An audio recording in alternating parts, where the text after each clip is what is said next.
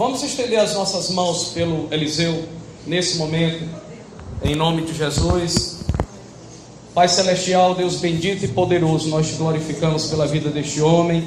A tua palavra já é abençoada por natureza, Senhor, mas ela vai ser proferida agora pelos lábios desse irmão.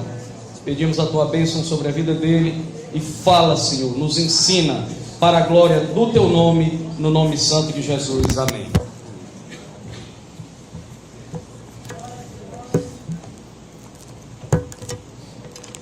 Meus queridos irmãos, eu desejo saudá-los com a doce paz de nosso Senhor e Salvador Jesus Cristo. Amém?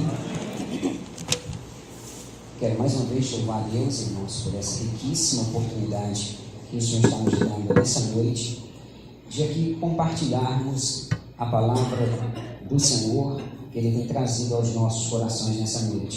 Sempre sou muito carente das orações dos irmãos, porque na verdade, irmãos, a gente não tem nada a falar, se não for o Senhor que vem a falar aos nossos corações.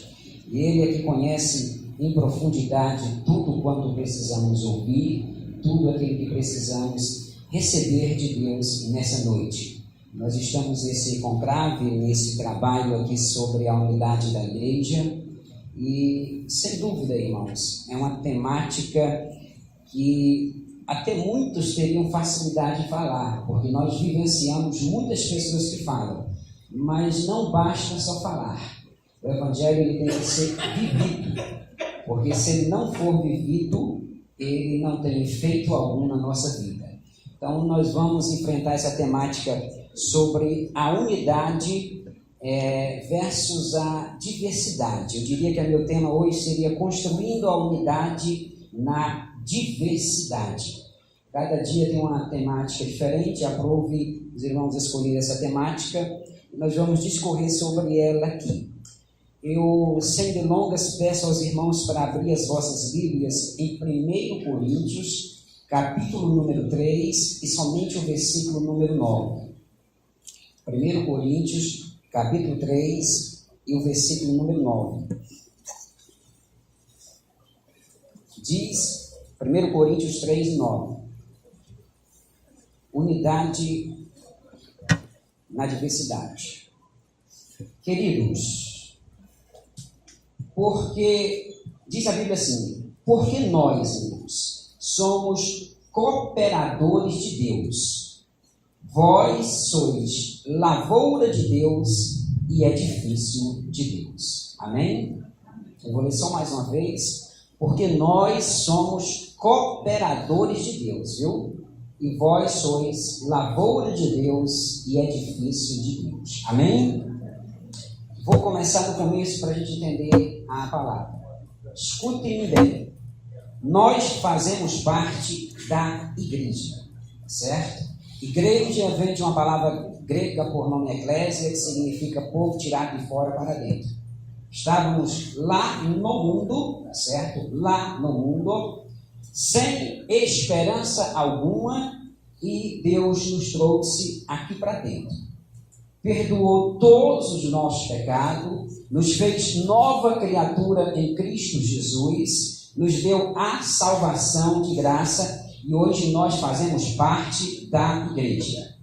Igreja não é religião, porque religião tem muitas por aí. Na época que Cristo veio aqui à terra já tinha dezenas, fariseus, saduceus, etc. Tal. Tinham muitas, mas Jesus não veio trazer religião. Jesus veio trazer salvação na sua pessoa bendita de Jesus Cristo. Por meio, óbvio, da morte sua, lá no Calvário, há 2000 anos atrás.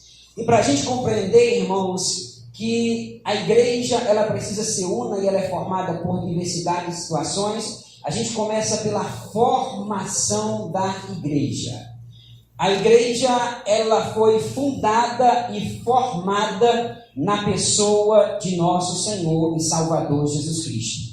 E quando ele forma esta igreja, e a gente precisa entender isso para a gente compreender os assuntos que vão nos seguir, ele fez um convite aberto.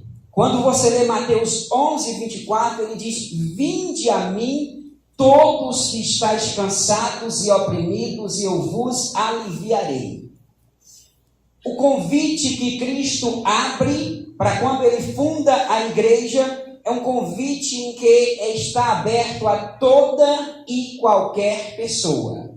Então, a formação da igreja, ela começa na sua principiologia, irmão, de uma forma livre. Há o convite para você entrar, e se você quiser entrar, você entra e faz parte da igreja. E a igreja, em sua formação original na pessoa de Cristo, ele obviamente não tinha como levar a sua mensagem de salvação de forma sozinho. Era necessário, óbvio, que ele se cercasse de algumas pessoas para que essa igreja pudesse ser formada. E para isso, em Mateus capítulo 10, é muito claro, quando ele começa a convidar e a chamar pessoas para fazer parte, para que possam ingressar nessa igreja. Essas primeiras pessoas, sem dúvida, irmão, eram os primeiros discípulos, 12 apóstolos, 12 discípulos. E Cristo, ao convidar essas pessoas, irmãos, ele os convidou da mais nobre simplicidade possível. E ele chega e ele não leva em conta para esse convite formação alguma. Ele chega para Pedro, que tinha uma atividade secular, que à luz dos nossos dias de hoje era um simples pescador, apesar de na época ter uma certa posição interessante em Israel, mas ele o convida, Pedro, para que ele pudesse deixar as suas redes e deixar de ser pescador de peixes e passasse a ser pescador de almas. E ele chama a Pedro, chama a Tiago, chama a André, tá certo? Chama a Tomé, ele chama a Judas, chama a João e chama os 12 discípulos para fazer parte da igreja. E a gente vai começar a entender e a gente precisa compreender que a igreja que ele está formando, ela precisa ser formada com unidade, com coesão, para que ela prossiga. O próprio Jesus advertiu em outra circunstância que se um reino for formado e houver dissensão, houver disputa interna, esse reino se acaba e não tem como ir para frente. Então, qualquer reino, qualquer situação logística, seja no campo material, seja no campo espiritual, é necessário que ela tenha unidade, que ela tenha um só sentido e um só pensamento naquilo que vai fazer. Do contrário, esse reino fracassará. Tanta é a realidade disso, irmãos, que me traz à memória agora um grande conselho que Gamaliel deu. Quando o evangelho começa a crescer naquele momento, quando Jesus realmente é visto, não só simplesmente como uma pessoa que era um revoltado, tinha feito grandes revoltas, Gamaliel diz o seguinte: olha, se essa mensagem trazida por Deus aqui, trazida por esse Jesus, ela for dos homens, ela vai se acabar. Agora, se essa mensagem for de Deus, não tem quem acabe, porque ela é dada por Deus. E eu começo a adentrar a entender que a mensagem trazida por Deus aos nossos corações é necessário que ela seja coesa e unida, para que esse reino não possa ser dividido, mas que esse reino possa crescer, aumentar, elastecer e que nós possamos, irmãos, ganhar o maior número de vidas possíveis. Amém? Vamos compreendendo. Quando Jesus começa a chamar os seus discípulos, escutem-me bem, ele não faz acepção de pessoa alguma.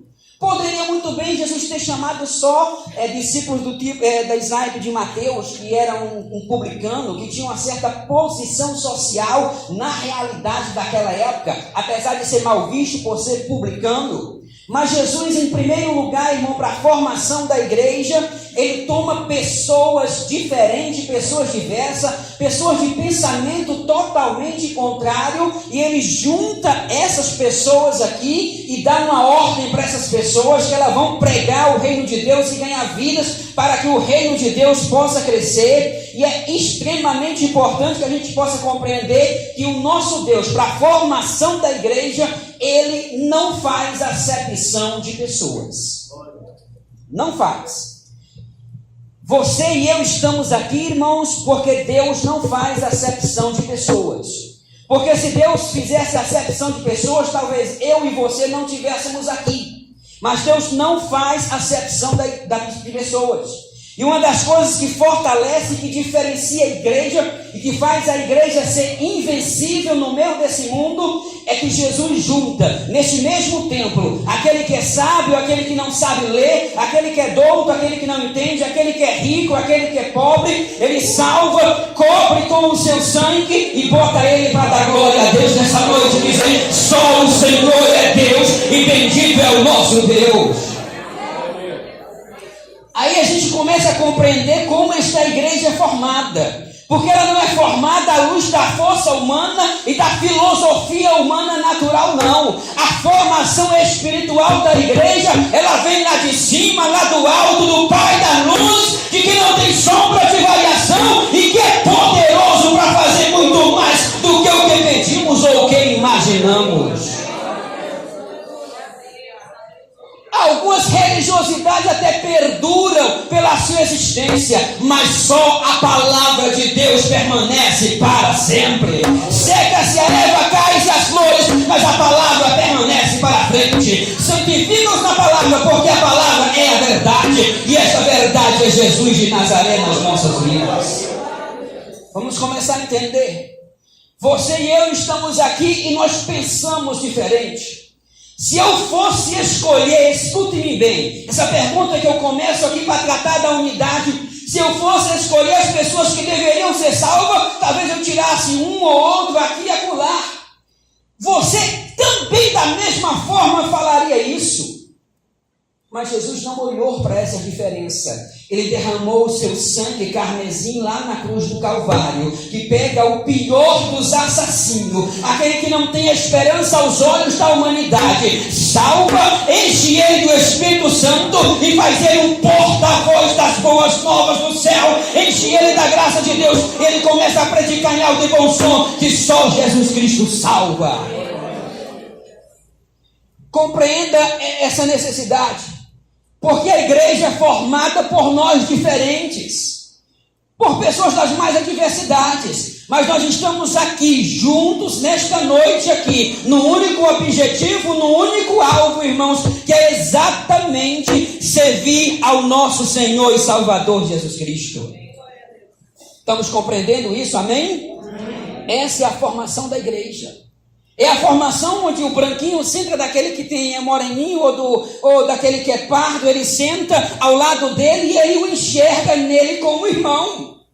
Você e eu, irmão, as coisas que deixam o inferno caótico e eles não compreendem as questões espirituais, é porque muitas das vezes eu vejo o meu irmão pela primeira vez e eu dou a paz do Senhor, ele diz: olha, a paz do Senhor, meu irmão. Sabe por que você é meu irmão? Porque você foi comprado pelo sangue maravilhoso de Jesus.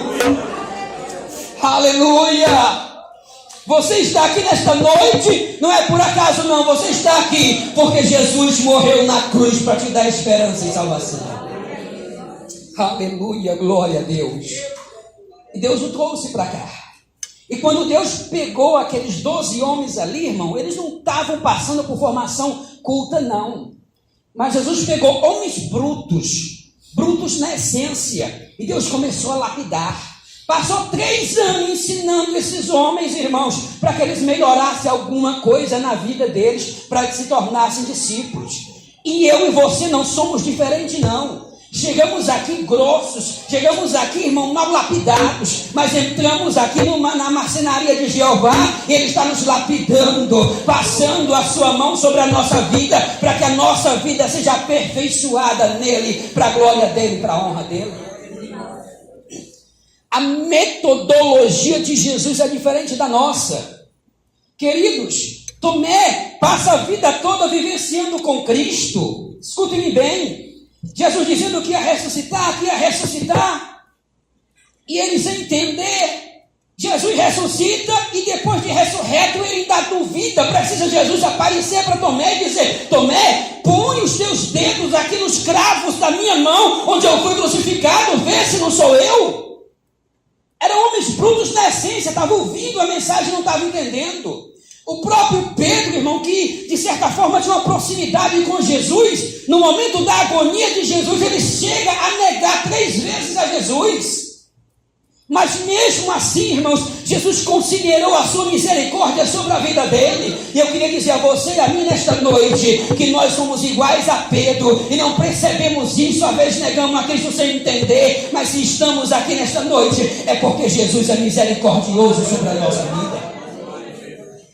É a essência do chamamento de Jesus. Queridos, se o irmão tiver uma empresa e for contratar algumas pessoas, nenhum de nós contrataríamos uma pessoa do sniper do tipo de Judas Iscariotes, mas Jesus chamou ele. E o mais interessante é que Cristo não faz exceção de pessoas. O homem era tentado a roubar, Jesus coloca ele para cuidar da bolsa. Só Jesus faz essas coisas, porque o reino de Deus na nossa vida é diferente do reino secular. Porque quando ele chama para te dar uma oportunidade. Se você vivia na prática do pecado e conhece a Cristo, você tem que passar a viver na prática do Evangelho de Cristo. O que é que Paulo ensina? Se roubava, não roube mais. Se mentia, não minta mais. Sirva para adorar e viver segundo a palavra de Deus. Queridos, e aí a igreja é formada.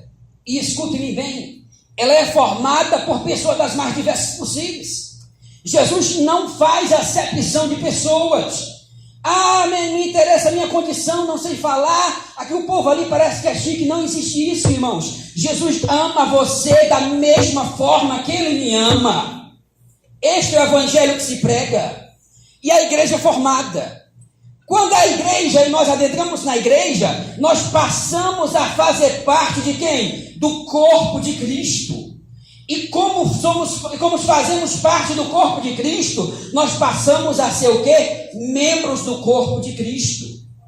E como membros do corpo de Cristo, nós aí já mudamos o entendimento, já precisamos entender um pouco melhor. Antes nós estávamos lá no mundo, aceitamos a Jesus, Jesus nos chamou, e agora nós fazemos parte da congregação cristã, fazemos parte somos membros do corpo de Cristo. E Paulo, irmão, em 1 Coríntios 12, a partir do versículo 12, ele vai explicar com uma clareza enorme o que é fazer parte do corpo de Cristo.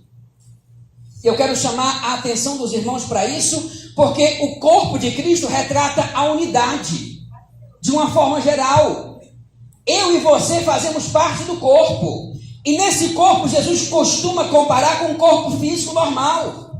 É óbvio, irmãos, que no corpo físico normal, cada uma unidade do nosso corpo tem uma funcionalidade, serve para alguma coisa. Nossos olhos para enxergar, o nosso ouvido para ouvir, nariz para respirar, pulmão para a respiração, o nosso cérebro para as questões de raciocínio lógico da nossa vida, perna para andar. Nós fazemos parte do corpo. E como membros do corpo de Cristo, irmão, nós passamos a ter funções no reino de Deus. Isso me chama a atenção e eu preciso trazer isso aos vossos corações, irmãos, que nós somos super importantes no reino de Deus. E eu queria lhes fazer uma pergunta rápida. Qual parte ou qual membro você acha que você é no corpo de Cristo? Porque, escute-me bem, se você aceitou a Jesus como seu Salvador, você passou a fazer parte do reino de Cristo. Você faz parte do reino dele, não do corpo dele, sendo membro do corpo dele. E membro do corpo de Cristo, você tem uma função. E não existe parte do corpo humano que a gente possa comparar que não tenha função nenhuma. Todos têm função. Todos fazem alguma coisa.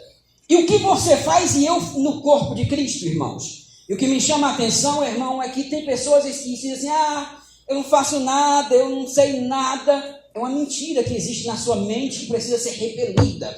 Você é importante para Deus. Você é importante nesse reino. Você tem algo a fazer nesse reino. Já tem aqueles que são mais ensoberbecidos. Eu acho que eu sou o coração, eu sou o cérebro. Esses precisam ser abatidos e abaixados para que possam entender que o maior no reino de Deus seja menor aqui na terra. Porque esse reino aqui é diferente do outro reino. Este reino aqui você quer crescer? Desça na presença de Deus. Desça, se humilhe. Reconheça que o outro é superior a você. Que é a forma pela qual você cresce no reino de Deus. Jesus Cristo é muito claro nisso. Aquele que quer ser grande no reino, seja servo de todos. O mestre lavou os pés de todos os seus discípulos como demonstração do que era servir. Infelizmente nós queremos receber água na mão, queremos ser servido, mas no reino de Deus, irmãos, precisamos servir. Bendito seja o nome de Jesus. E a diversidade, irmãos, precisa ser compreendida, é que cada um de nós temos funções nesse reino. Funções essas que precisam ser realizadas por nós. E não existe atividade nesse reino, irmão, que não seja importante. Você está aqui nessa noite, eu quero vos dizer, você coloque na sua mente isso. Você é importante no corpo de Cristo. Você está aqui porque você foi comprado por Cristo e você é importante nesse corpo. A pregador não sei fazer nada, sabe? Você precisa entender isso, irmãos, que Deus quer você fazendo alguma coisa nesse reino, nesse corpo, para que você possa entender. Queridos, nesse corpo, irmão, cada pessoa tem funcionalidade diferente. Queridos, e Deus, quando nos chama para esse corpo, nós trazemos dons, temos alguma coisa. E nós precisamos usar aquilo que Deus nos dá em favor do reino, em favor da obra. O segredo, irmão, está em você estar no ponto certo e na posição certa. Como eu fiz essa indagação, qual é o seu papel? Que membro você é no corpo de Cristo? Isso você precisa entender. Eu sempre costumo bater nessa tecla, eu faço com muita serenidade, irmão, porque é uma necessidade na igreja. Muitas vezes, irmão, a igreja é sobrecarregada porque só 4 ou 5 pessoas se sobrecarregam dos trabalhos e se abarrota. Mas eu quero dizer a você que você tem um chamado de Deus no seu coração para fazer alguma coisa em favor do reino de Deus. Se você ainda não discerniu ou não entendeu, ore a Deus, peça a Deus e faça como Isaías falou: eis-me aqui, Senhor, envia-me a mim, bendito seja o nome de Jesus. O reino muitas vezes se sobrecarrega, irmão, por dificuldade de pessoas.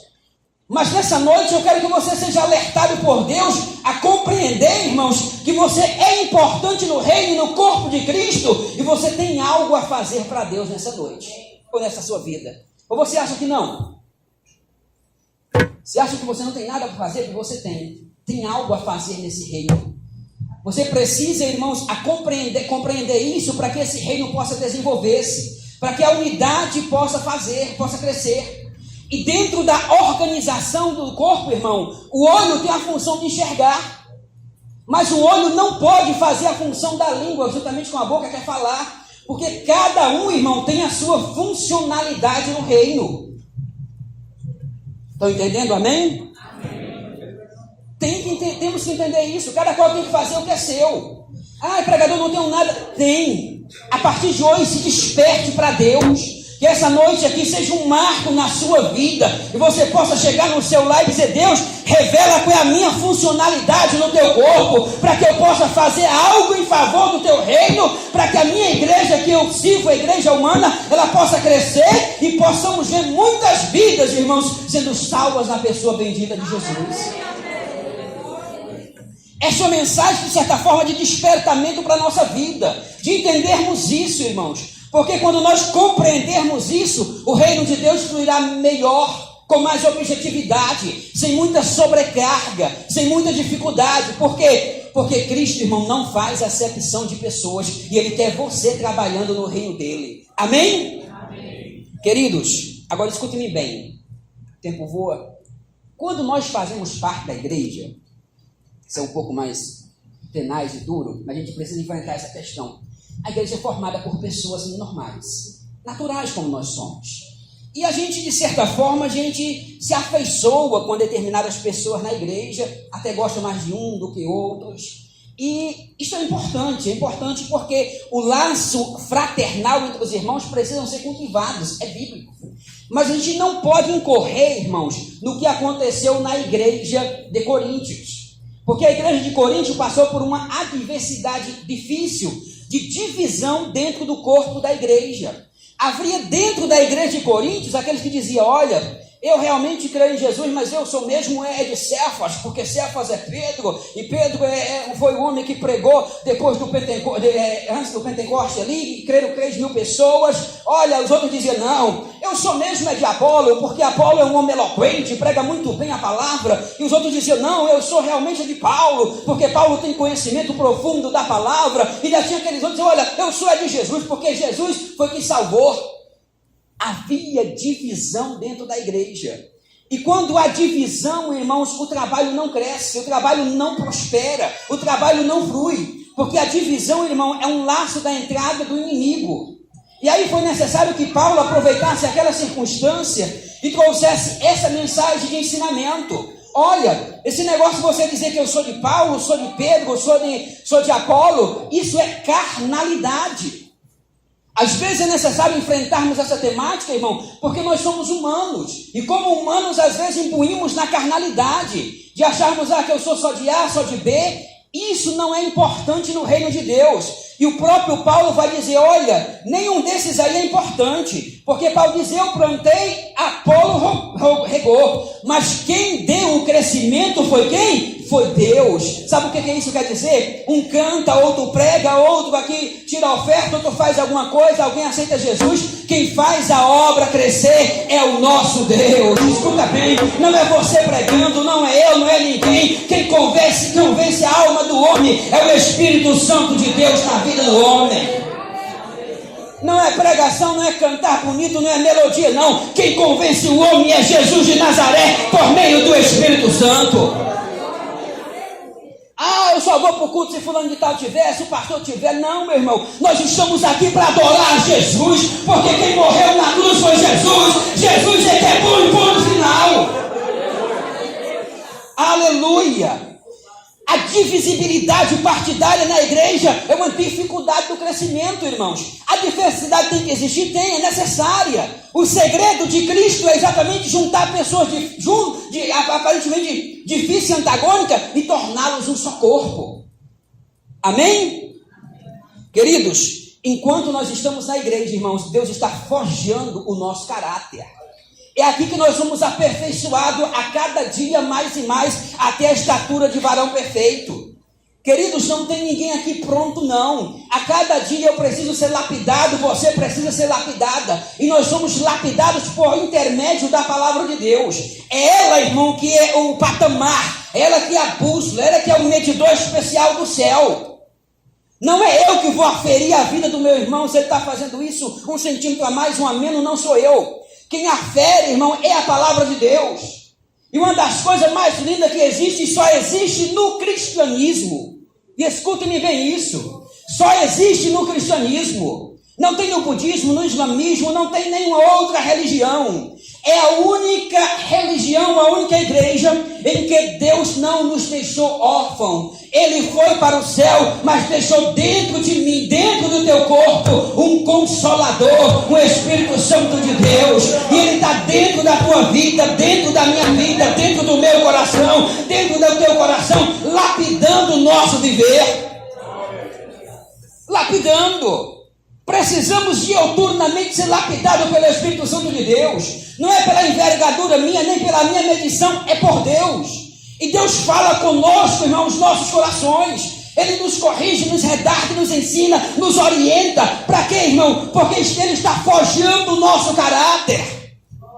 Quando nós chegamos aqui, a maioria de nós não tínhamos caráter cristão algum. Nós mentíamos depravadamente, prostituíamos, outros bebiam, outros não tinham temor de Deus. É de seca. Mas quando entramos aqui, o Espírito Santo vai forjando o nosso caráter para que a mente de Cristo possa se revelar na nossa vida e sejamos salvos em Jesus.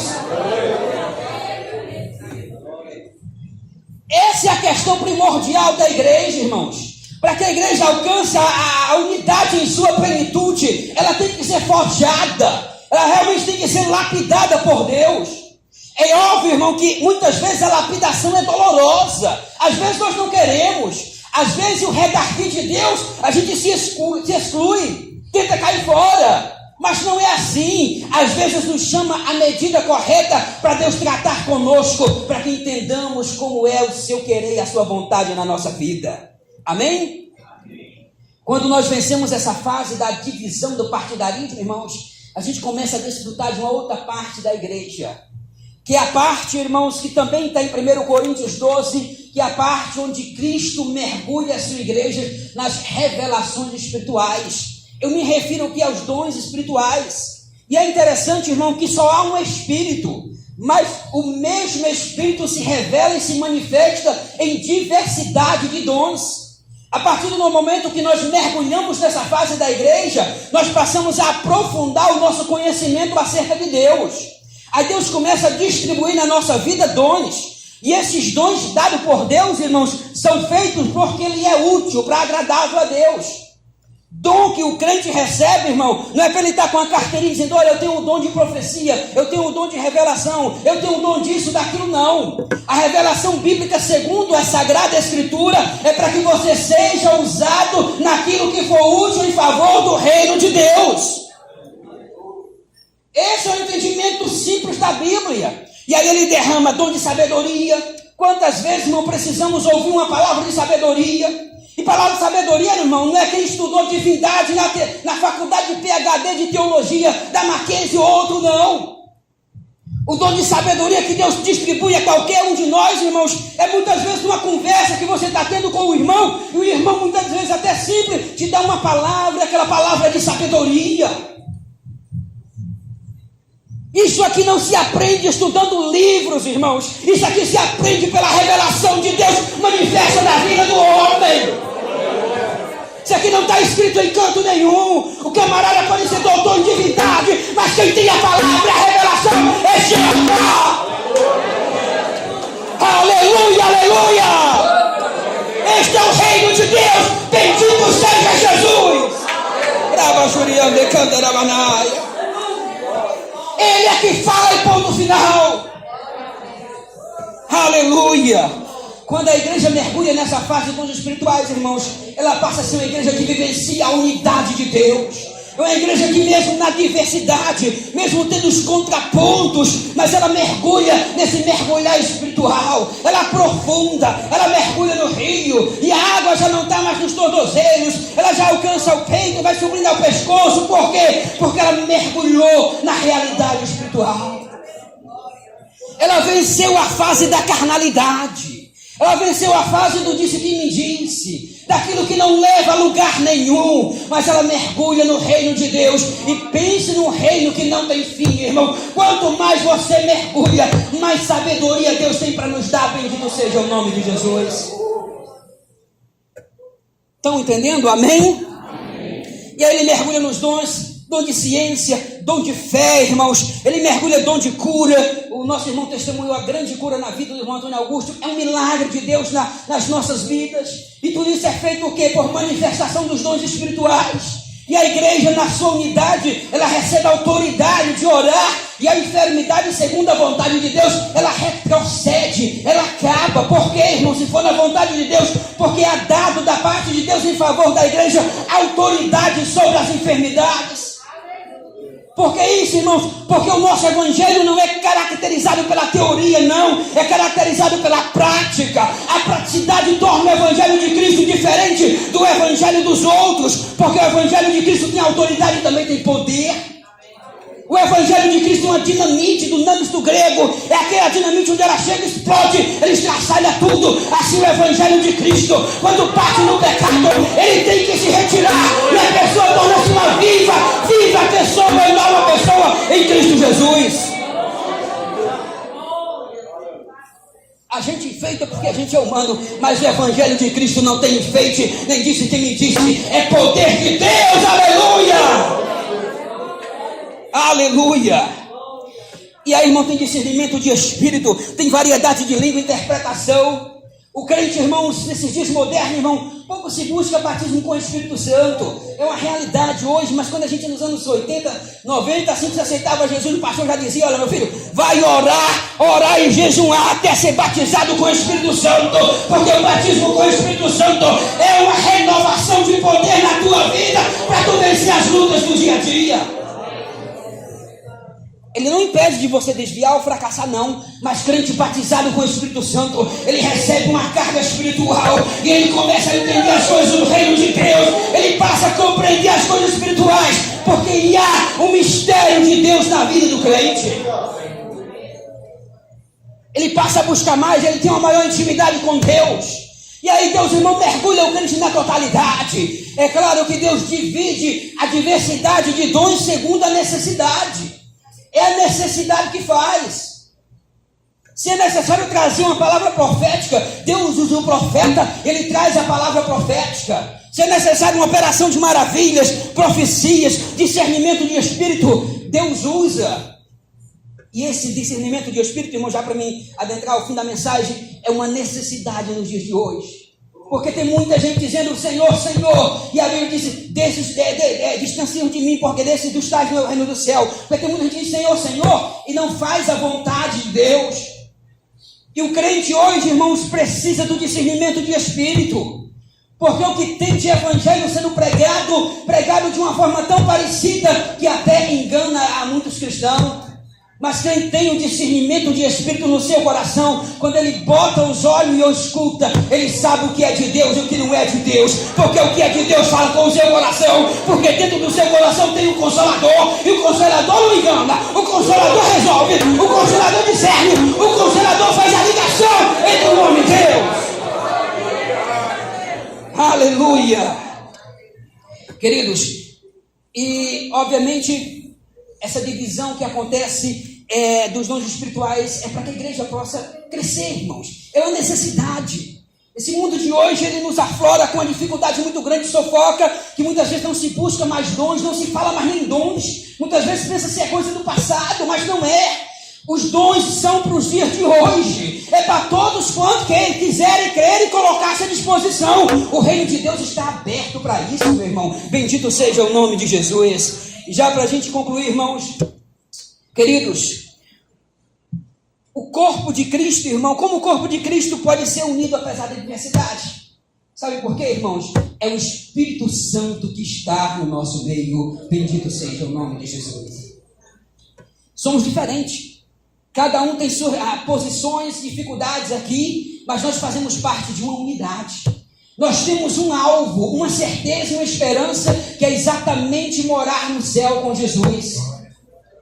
E escute-me bem, para a gente já concluir. Deus, irmão, como é importante juntar a diversidade na unidade. Porque Deus não quer aqui uniformidade, não, todo mundo igual, filhinha indiana, não. Ele quer pessoas diferentes, com entendimentos diferentes, mas guiados pelo mesmo Espírito Santo, num só alvo, num só objetivo, que é adorando e exaltando a Deus. Ele mesmo disse, olha, uns eu dei para profeta, uns eu dei para pastor, outro para evangelista. A cada um Deus deu singularidades próprias. Não é todo mundo evangelista, não é todo mundo pastor, não é todo mundo membro, não. Cada uma tem funcionalidades próprias, mas todas no alvo e no objetivo só. O grande crescimento da unidade do reino de Deus. Já para concluir, irmãos, agora é importante, irmãos. A diversidade, ela precisa ser saudável. Precisa ser saudável. Eu, como cristão, o irmão pensa diferente de mim, mas como eu tenho o Espírito Santo na minha vida, eu preciso ter a medida correta da minha diversidade com Ele, não venha impactar a minha unidade com Ele. Eu não posso causar dissensão nele, causar tristeza nele, causar discórdia na igreja, causar isso, aquilo, porque isso prejudica a unidade da igreja. A diversidade, irmãos, ela é domada, ela é lapidada pelo Espírito Santo de Deus na nossa vida. Isso é fundamental. Isso se faz necessário. Queridos, uma das coisas importantes é que, dentro da diversidade, irmãos, gerada que cada um de nós temos, mas que ela se torna una pela ação do Espírito Santo, cada pessoa tem que tentar ser o que ele é. Nós precisamos pular esse obstáculo das pessoas passarem a tentar mostrar o que não é, porque não funciona, não vai para frente. Somos pessoas diferentes aqui, mas nós temos que lapidar essas nossas diferenças com um objetivo só. Muitas das vezes, irmãos, precisamos retrair e retratar os nossos desejos, porque muitas das vezes os nossos desejos não são bons, eles precisam ser lapidados, ser dimensionados por Deus. Aí onde reside, irmão, a ação do Espírito Santo na vida. E uma das coisas para a gente concluir, irmãos, Deus o fez diferente e colocou, salvou diferente aqui, porque você tem contribuição própria naquilo que você é. Para que você entenda melhor, Deus te deu alguma coisa, e esta coisa que Ele te deu, você precisa usar na obra dEle. Escute-me bem, os que cantam estão usando o seu dom de cantar em favor do reino de Deus. Os que pregam com o dom de pregar em favor do reino de Deus. Os que tocam estão usando aquele dom de tocar em favor do reino de Deus. Os que colhem a oferta estão usando a forma de colher educada, cativante em favor do reino de Deus. Se você tem uma boa condição e Deus deu bom dinheiro a você, contribua com esse dinheiro em favor do reino de Deus. Não deixe que o inimigo coloque a adversidade no teu contribuir. Porque o diabo cerca o homem da maior diversidade para enfraquecer a sua fé. Ele diz, tu está contribuindo para quê? Para esse pastor enricar? É coisa do diabo. Contribua em favor do reino de Deus, sem olhar para o homem, porque lá de cima tem um que está olhando, e ele te secreto de recompensa. Ele entra com a providência na tua necessidade, sara a tua enfermidade, sara a tua dificuldade e te dá a vitória. Finalizo, irmãos. Cada um de nós, irmãos, temos algo a fazer mesmo na nossa diversidade. Eu quero que você compreenda isso nessa noite, que a temática é isso. Somos um povo só, com diversidades diferentes. Mas dentro da nossa diversidade, faça algo em favor do reino de Deus. Se você ensina, é um bom professor, se dedique a ensinar. Porque por meio da tua pedagogia, nada que tu traz, que tu aprendeu, que Deus te deu, você possa fazer o reino dele crescer por meio do ensino. Que eu quero que os irmãos compreendam uma coisa e guardem isso no seu coração. Ninguém está aqui sem funcionalidade nenhuma. Todos nós temos a fazer algo de Deus para Deus nesse lugar. Se não fazemos, irmãos, não é culpa do pastor, não, a culpa muitas das vezes é nossa. Porque tem atividades que não aparecem, irmãos. Tem atividades que você faz lá na rua e o pastor nem toma conta. E às vezes você fica triste, mas Deus, ninguém me vê. Eu sei panfletar, eu sei evangelizar e ninguém me vê. Mas minha calma, meu irmão, tudo tem um tempo de Deus na tua vida. A cada panfleto que você entrega e fala de Jesus, que o pastor não te viu, dos altos do céu tem um Deus que te vê, tem um Deus que está te olhando, e Ele vai abrir as oportunidades, e no momento certo você vai trilhar, e vai chegar o momento de adorar a Deus, exaltar a Deus, e glorificar o nome dEle, segundo a sua vontade e o seu querer. Já fim do irmão em 5 minutos. E eu lembro-me de Efésios 4 e 6, para que os irmãos compreendam. Quando Paulo escreve aos Efésios, ele diz, olha, irmãos, há um só corpo. Não tem 2 corpos, não. Não tem 2 igrejas, não. Quando eu falo igreja, os irmãos já sabem disso, são maduros nisso. Eu não estou falando de denominação, não. Eu estou falando do povo salvo, que vai ouvir o toque da trompeta e vai morar lá no céu com o Senhor e Salvador Jesus Cristo. Esse povo não está ligado na interdenominacionalidade humana, não. Esse povo faz parte da igreja.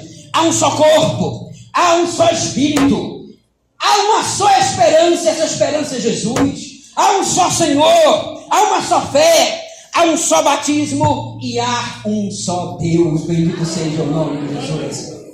E eu, para concluir, volto ao texto que nós lemos nessa noite. Porque se fazemos parte de uma unidade, mesmo tendo diversidade, Cristo nos convida para nós sermos cooperadores de Deus nessa obra. Quem quer ser cooperador de Deus nessa obra, bendito seja o nome de Jesus. Quer ser cooperador de Deus nessa obra? Usa a tua peculiaridade, a tua diversidade em favor da unidade da igreja. É tão lindo o Espírito Santo quando Paulo usa esse texto aqui, porque nós somos cooperadores de Deus. E mais ainda, e vós sois lavoura de Deus e edifício de Deus. Como é bom ser lavoura de Deus. A maioria aqui não é agricultor, mas quem é agricultor sabe que o agricultor, quando ele planta a sua lavoura, tem um tempo de limpar, tem um tempo realmente de colocar remédio contra as pragas. Ele faz um melhor para que a sua lavoura produza muita.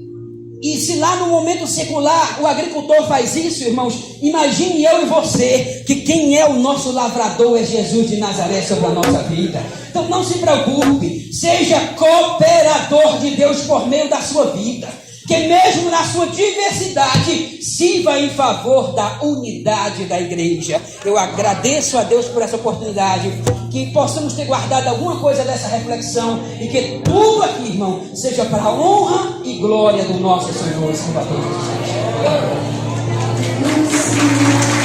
Cristo.